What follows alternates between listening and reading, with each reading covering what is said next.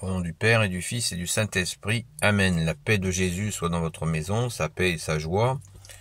Nous faisons la lecture du jour que je prends un peu plus longue, puisque ce qui nous est proposé est du verset 24 à 28, alors qu'il y a le début, voilà, qui me semble, bon, ça se fait à la messe, à la Sainte Messe, parce que le temps est raccourci peut-être, mais le paragraphe entier est intéressant. Pas le chapitre, c'est le chapitre 16 de Saint Matthieu. Que ta parole, ô Jésus, ouvre mon esprit, que ma bouche proclame ta parole et que mon cœur accueille ta parole. Jésus annonce sa passion. À partir de ce moment, Jésus commença à montrer à ses disciples qu'il devait partir pour Jérusalem. Là-bas, il aurait à souffrir beaucoup de la part des anciens, des chefs, des prêtres et des maîtres de la loi.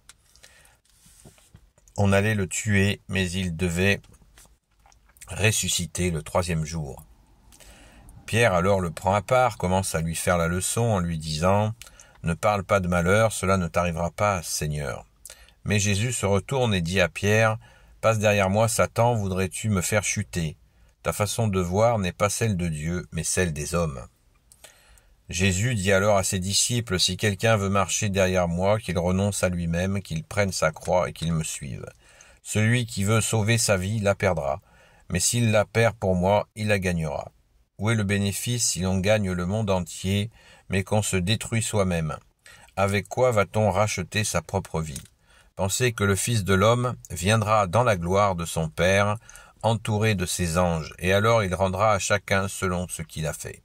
En vérité, je vous le dis, certains qui sont ici ne feront pas l'expérience de la mort avant d'avoir vu la royauté et la venue du Fils de l'homme. » Merci Jésus pour ta parole. Alléluia. Eh bien, ça secoue bien, hein. Notre bien-aimé Jésus annonce, eh bien, sa passion et sa mort. Et voilà, c'est douloureux. Et d'ailleurs tellement douloureux que Pierre, l'apôtre Pierre, il peut pas entendre ça. Voilà. Il veut que son sauveur, son ami Jésus ne meure pas. Et il me dit à un autre endroit qu'il le défendra. Et c'est une belle intention, on ne peut pas lui reprocher cette intention-là, mais il n'a pas compris. Et nous, c'est bien facile, 2000 ans après, de dire qu'il n'a pas compris. Le plan de Dieu, nous l'avons vu se dérouler et il continue à se dérouler jusqu'à ce que, comme Jésus l'a dit, verset 27, pensez que le Fils de l'homme viendra dans la gloire de son Père, entouré de ses anges, et alors il rendra à chacun selon ce qu'il a fait. C'est ce que cette phase-là s'appelle le jugement dernier. Donc, Saint Pierre n'est pas conscient de cela, évidemment, puisque il a déjà compris que Jésus est le Sauveur, mais le Sauveur qui va être mis à mort et qui va ressusciter, eh bien, il ne l'a pas imprimé. C'est tout à fait normal.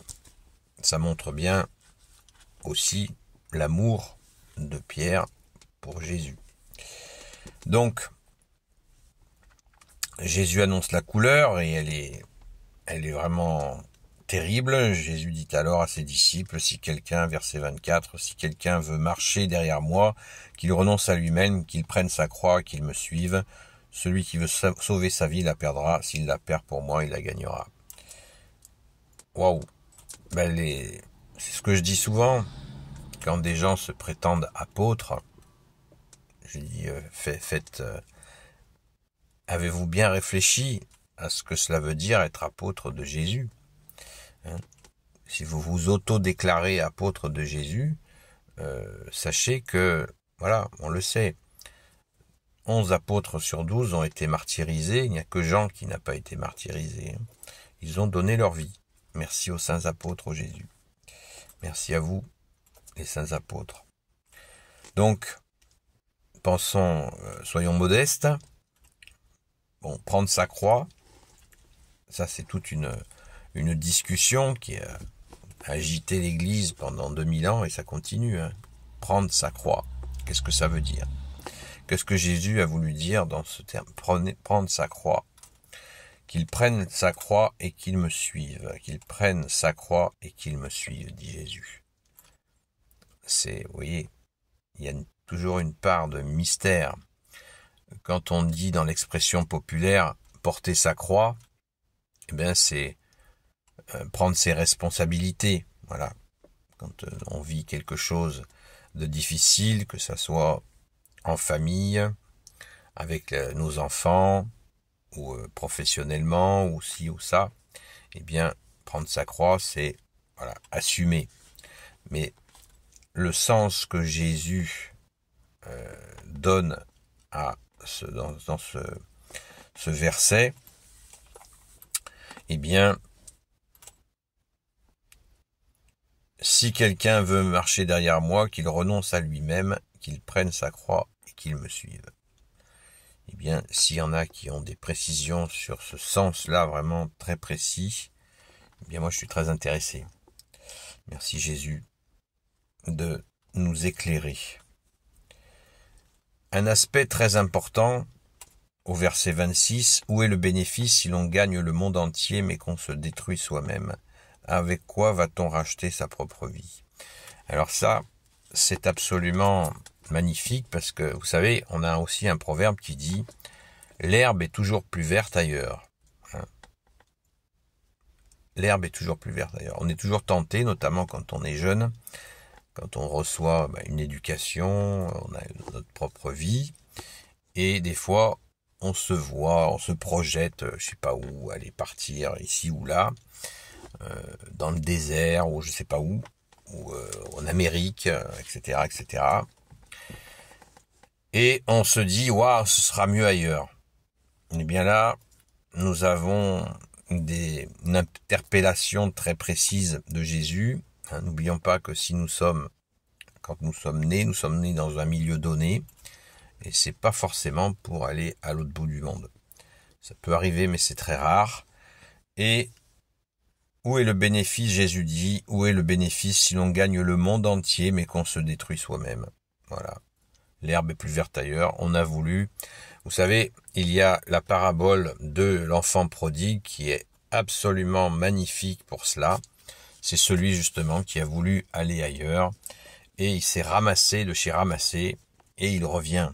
Il revient. Et c'est une symbolique pour dire qu'il revient vers Jésus, vers son Père et l'Esprit Saint pour retrouver son milieu d'origine, sa famille, et qu'il a aussi du travail, il a tout ce qu'il faut, et il était parti comme un imbécile, et il avait tout perdu. Et il revient, c'est le grand retour auprès de Jésus, bien sûr, de son Père et de l'Esprit Saint. Donc là, on a cette même chose. À quoi ça sert de gagner le monde si c'est pour détruire sa vie? C'est exactement ça. Merci Jésus de nous garder donc humbles, modestes dans nos vies. Ça n'empêche pas d'avoir des projets, des souhaits, de vouloir faire telle ou telle chose, mais attention à pas pousser le bouchon trop loin parce que sinon ça risque d'être gros dégâts. Merci Jésus de nous y aider. C'est très important. Se contenter de ce que l'on a. Il y a même, je crois, un saint, je ne me rappelle plus son nom, qui me pardonne, qui disait « Il faut désirer ce que l'on a. Apprendre à désirer ce que l'on a. » C'est extraordinaire. Essayez, vous verrez, c'est formidable. Merci Jésus. Donc, n'oublions pas cet aspect de retour glorieux de Jésus. Le retour glorieux, le second avènement. Jésus est venu une fois par la très sainte Vierge Marie et il reviendra dans sa gloire sur des nuées d'anges.